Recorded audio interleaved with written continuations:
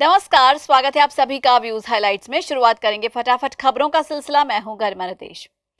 अलवर के मालाखेड़ा थाना अंतर्गत सोनपुर पुलिया के पास एक कार ने बाइक सवार शख्स को टक्कर मार दी, जिससे बाइक सवार शख्स गंभीर रूप से घायल हो गया। एम्बुलेंस की मदद से घायल को सामान्य चिकित्सालय अलवर लाया गया, जहां डॉक्टरों ने उसे मृत घोषित कर दिया। शख्स की उम्र 40 साल बताई जा रही है। गुरुचरण सिंह जाटा बिंद्रगढ़ का रहने वाला था। शव का पोस्टमार्टम करा शव परिजनों को सौंपा गया। ये मृतक का नाम है चरण सिंह पुत्र प्यारेलाल, जो मालाखेड़ा थाना इलाके में इंद्रगढ़ गांव है, वहाँ का रहने वाला था। तो ये मेहंदीपुर बालाजी की तरफ से गाड़ी आ रही थी, होंडा अमेज RJ02 नंबर तो CB 8688। कहाँ पर हुआ है एक्सीडेंट? ये अपने सोनपुर पुलिया के पास। ये किस पर था? ये बाइक के ऊपर था। मृतक जो था वो मोटरसाइकिल पे था। कहाँ से कहाँ जा रहा था, ये क्या बता रहे हैं? मृतक अपने अलवर बाजार से अपने घर की तरफ जा रहा था। तो एक्सीडेंट हो गया वहाँ पर। फिर यहाँ भर्ती कराया है? यहाँ जाए उससे पहले बस 5-7 मिनट ट्रीटमेंट चला, इलाज चला है, उसके बाद तुरंत पोस्टमार्टम कराया जाए। पोस्टमार्टम करवा। गाड़ी पकड़ ली है? गाड़ी बिल्कुल पकड़ रखी थाने में। क्या नाम है आपका सर? राजकमल। वहीं तिजारा हिंसा सर्किल के पास ट्रॉला पलटा, जिससे कि बड़ा हादसा होते होते टला। मिली जानकारी के मुताबिक ट्रॉला भिवाड़ी से प्लाई भरकर गुजरात जा रहा था। अहिंसा सर्किल के पास बाइक सवार को बचाने के चक्कर में ट्रॉला चालक ने ब्रेक लगाया, जिससे ट्रॉले का कुंदा टूटने से अलग हो गया। तेल की टंकी दूर जाकर गिरी और चेचिस और बॉडी अलग अलग हो गए। सूचना मिलते ही Tijara police head constable Ram Pratap मौके पर पहुंचे। जेसीबी की मदद से ट्रॉले को हटाया गया। पुलिस लाइन अलवर में आज पुलिस अधीक्षक तेजस्विनी गौतम ने पुलिस संपर्क सभा की। पुलिस अधीक्षक ने बताया कि नए साल का पहला सप्ताह है। उन्होंने कहा कि पुलिस जवानों से बातचीत करने की हर महीने उनकी कोशिश रहती है कि संपर्क सभा लेकर सभी समस्याओं को सुना जाए। संपर्क सभा में थाने के लाइन के ऑफिस के सभी कर्मचारी मौजूद रहे। साथ ही आज एक अहम फैसला भी सभा में लिया गया। पिछले कुछ सालों में काफी पुलिसकर्मी हुए जो कि या तो बीमारी से या फिर एक्सीडेंट से ऑफ ड्यूटी जिनकी डेथ हो गई। ऑन ड्यूटी पर उनको राहत मिल जाती है, लेकिन ऑफ ड्यूटी पर उनको राहत नहीं मिल पाती। इसी वजह से सामूहिक रूप से ये डिसीजन लिया गया कि कर्मचारी से लेकर SP तक किसी की भी दुर्घटना या बीमारी के कारण अगर मृत्यु होती है तो उनके परिवारजनों को आर्थिक सहायता दी जाएगी। देखिए, नया वर्ष शुरू हुआ था। नए वर्ष का पहला हफ्ता है। अपने जवानों से बात करने का एक मौका रहता है संपर्क सभा में। प्रत्येक माह कोशिश करते हैं कि संपर्क सभा लेकर उनकी समस्याओं को एक सामूहिक रूप से सुना जाए, जिसमें थाने के, ऑफिस के, पुलिस लाइन के सभी कर्मचारी जो हैं वो मौजूद रहते हैं। आज संपर्क सभा में एक डिसीजन ये भी लिया गया कि विगत कुछ सालों में हमने एनालिसिस किया तो हम अपने पुलिस कर्मचारियों को खो रहे हैं। एक्सीडेंटल से या बीमारी के कारण से या ऑफ ड्यूटी ऑन ड्यूटी तो उनको एक राहत राशि मिल जाती है, बट ऑफ ड्यूटी में उनको कोई राहत नहीं मिलती है। तो एक सामूहिक रूप से डिसीजन आज लिया गया कि प्रत्येक कर्मचारी को, कांस्टेबल से लेकर SP तक, अगर किसी भी दुर्घटनापूर्वक उनकी मृत्यु होती है तो परिवार को एक आर्थिक सहायता राशि तुरंत प्रदान करने का एक डिसीजन लिया गया है, जिसमें एक कॉर्पस फंड बना के 1 दिन की सैलरी को रखा जाएगा, ताकि किसी भी तरीके से पीड़ित परिवार को ये ना लगे कि जब तक व्यक्ति था तब तक तो पुलिस परिवार का हिस्सा था मैं, और जब नहीं है तो आज मेरी कोई सुनवाई नहीं है। भारतीय मजदूर संघ द्वारा अलवर वृत्त के सभी उपखंडों से प्रबंध निदेशक महोदय जयपुर डिस्कॉम जयपुर को सहायक अभियंताओं के माध्यम से 3311 kV GSS को ठेके पर देने और सभी तरह के निजीकरण के विरोध में ज्ञापन दिया गया। संघ के जिला अध्यक्ष अशोक शर्मा ने बताया कि बिजली पहुंचाने के लिए राज्य में बिजली की छोटी छोटी कंपनियों को मिलाकर 1957 में राजस्थान राज्य विद्युत मंडल का गठन किया और विद्युत मंडल ने राज्य के कोने कोने तक बिजली पहुंचाने का कार्य किया। लेकिन विश्व बैंक के दबाव में आमजन को सस्ती और गुणवत्तापूर्ण बिजली देने, घाटा कम करने के नाम पर 19 जुलाई 2000 को विद्युत मंडल का विघटन कर 5 कंपनियों का गठन किया गया, जिससे ना तो आमजन को सस्ती और गुणवत्तापूर्ण बिजली मिली, बल्कि निगम का घाटा 667 करोड़ से बढ़कर 1 लाख करोड़ हो गया। इसके बावजूद भी निगम के कोटा और भरतपुर को फ्रेंचाइजी के नाम पर निजी हाथों में दे दिया गया है। जहां जनता इन निजी कंपनियों से त्रस्त है, वहीं ये कंपनियां न्यूनतम मजदूरी से कम मजदूरी देकर श्रमिकों का शोषण कर रही हैं। प्रदेश मंत्री लखन सिंह ने बताया कि इसलिए संगठन मांग करता है कि निगम के 3311 kV GSS को ठेके पर देने सहित सभी तरह के निजीकरण पर तुरंत रोक लगाकर कर्मचारियों की भर्ती की जाए। राज्य सरकार एवं जयपुर विद्युत वितरण निगम लिमिटेड प्रशासन द्वारा जयपुर डिस्कॉम के 1384 जीएसएसओ को जो निविदाएँ जारी की जा रही हैं, ठेके पे दिए जा रहे हैं, जहाँ पे हमारे कर्मचारी काम कर रहे हैं, आज उन कर्मचारी को कोई काम नहीं रहेगा और निगम का पैसा फालतू इस ठेकेदारों के द्वारा व्यय होगा। अतः जयपुर विद्युत वितरण श्रमिक संघ द्वारा यह तय किया गया कि हम किसी भी कीमत पर निजीकरण नहीं होने देंगे और जयपुर डिस्कॉम में जो भी जीएसएस ठेका पे दिए जा रहे हैं वहाँ हमारे कर्मचारी इसका पूरा राजस्थान में विरोध करेंगे। इस ठेका पे दिए जाने से हमारे निगम को आए दिन जो दुर्घटनाएं हो रही हैं उससे कर्मचारी आज दुर्घटना से ग्रस्त हैं। हमारे लाइनमैन हैं वो साइड पे जाते हैं, जीएसएस पे जो प्राइवेट कर्मचारी होता है वो नौसिखिया कर्मचारी होता है और वो आए दिन अपनी बिजली लगा देता है। इससे हमारे अनेकों दुर्घटनाएं हुई हैं। इन कर्मचारियों को निगम प्रशासन भी 5 और 6 हज़ार रुपये देकर इनके शोषण करता है। इनको वास्तव में जो न्यूनतम मजदूरी है वो भी नहीं दी जा सकती है। आज अलवर व्रत में हमने प्रत्येक उपखंड में सहायक अभियंताओं के माध्यम से माननीय प्रबंध निदेशक महोदय को ज्ञापन दिए हैं, जिनकी एक एक प्रतिलिपि माननीय मुख्यमंत्री महोदय राजस्थान सरकार और माननीय ऊर्जा सचिव को भेजी गई है। इसका मुख्य कारण यह है कि हाल ही में निगम प्रशासन द्वारा एक निविदा जारी की गई है जिसमें 1384 जीएसएस ठेके पर देने की बात कही है, जिससे कर्मचारियों में असंतोष है। ये हम बिल्कुल बर्दाश्त नहीं करेंगे। हमको किसी प्रकार का निजीकरण नहीं चाहिए। हम इसका पुरजोर विरोध करते हैं। जहाँ पे कर्मचारियों की कमी है वहाँ पहले से ही ठेकेदारी में जीएसएस दे रखे हैं और ठेकेदार के लोग काम कर रहे हैं। जहाँ पे कर्मचारियों की कमी नहीं है और कर्मचारी अपने जीएसएस ऑपरेट कर रहे हैं तब भी उनको ठेके पे दे रहे हैं। ये बात बिल्कुल गलत है। इसको हम बिल्कुल कतई सहन नहीं करेंगे। इसलिए हम निगम प्रशासन से और राज्य सरकार से मांग करते हैं कि निजीकरण नहीं किया जाए, निजीकरण बिल्कुल बंद किया जाए। और इसी के साथ ही व्यूज में वक्त हो चला एक बहुत छोटे से ब्रेक का, लेकिन आपका ही मत जाएगा। देखते रहिए माध्यम।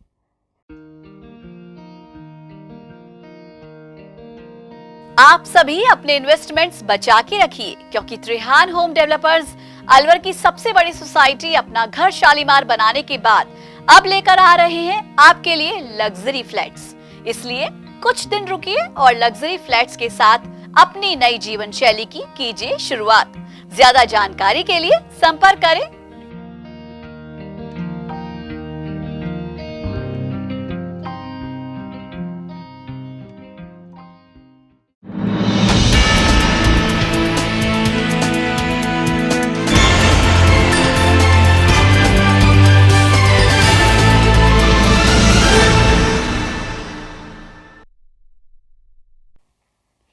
व्यूज में स्वागत एक बार फिर से आप सभी का। और आप फिर से रुक करेंगे कुछ और खबरों का। कड़ाके की सर्दी बढ़ने के साथ ही गरीबों और असहायों की मदद के लिए कई समाज सेवी आगे आ रहे हैं। कोई गरीबों को कंबल वितरित कर रहा है तो कोई अन्य गर्म कपड़े बांट रहा है। वहीं अन्य तरीकों से भी इनकी मदद की जा रही है।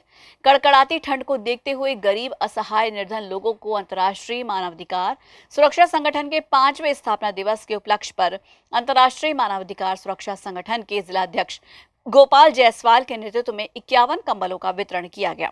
इस दौरान रेलवे स्टेशन, बिजली घर चौराहे, बस स्टैंड जैसी कई जगहों पर वितरित किए गए कंबल पाकर लोगों के चेहरे खिल उठे और संस्था के लोगों को उन्होंने धन्यवाद किया।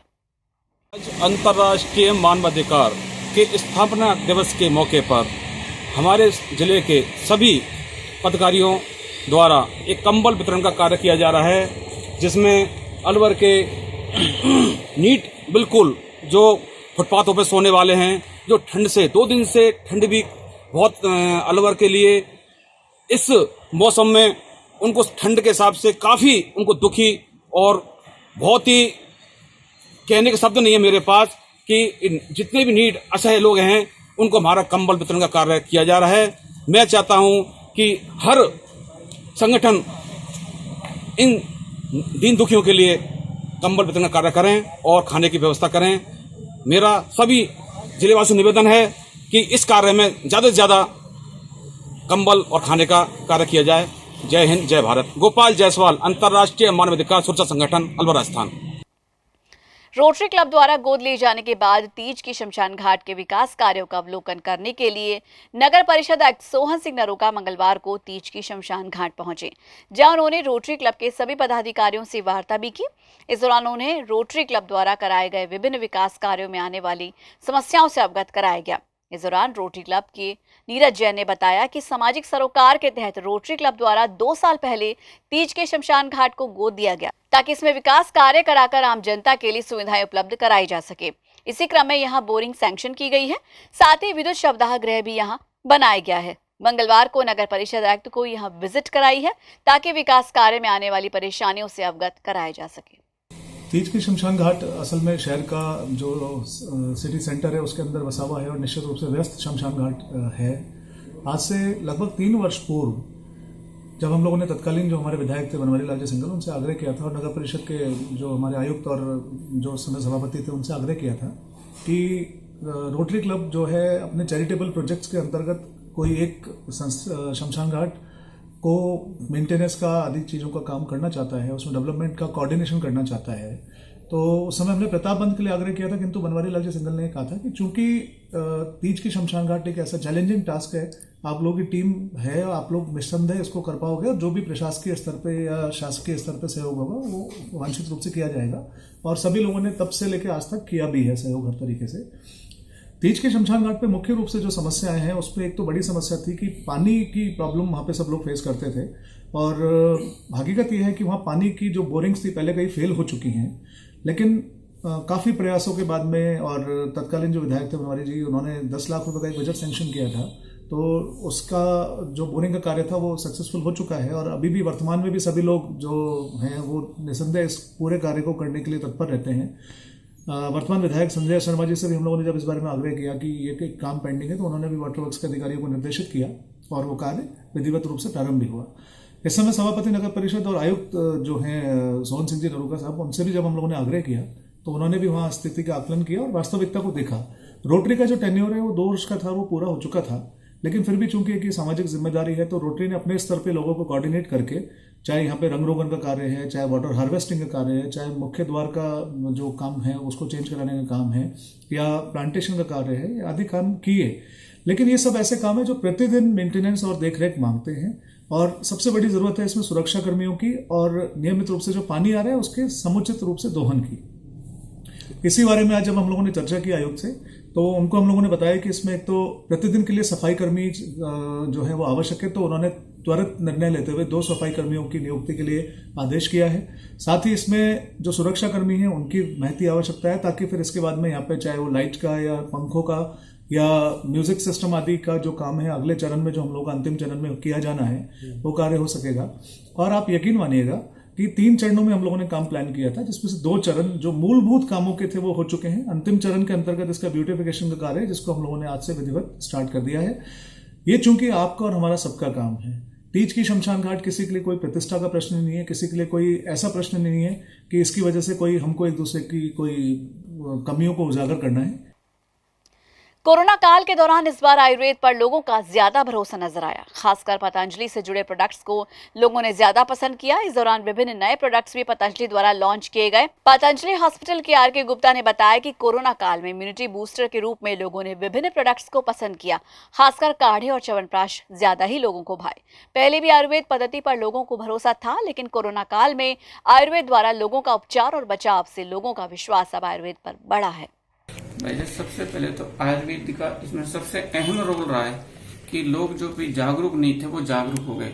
जो लोग डर डर के जी रहे थे ना, उन्होंने भी जीना सीख लिया, क्योंकि आयुर्वेद ने सबसे महन काम किया है कि लोगों की इम्यूनिटी बूस्टर को स्ट्रांग बनाया। जैसे आपने गिलोय है, तुलसी है, नीम है, और सबसे बड़ा काम किया है जो आयुर्वेद ने जो काढ़ा दिया है, आयुष काढ़ा है, या हमारे पतंजलि का जो काढ़ा है, बहुत सारी चीजों को लोगों जागरूक है इस चीज से।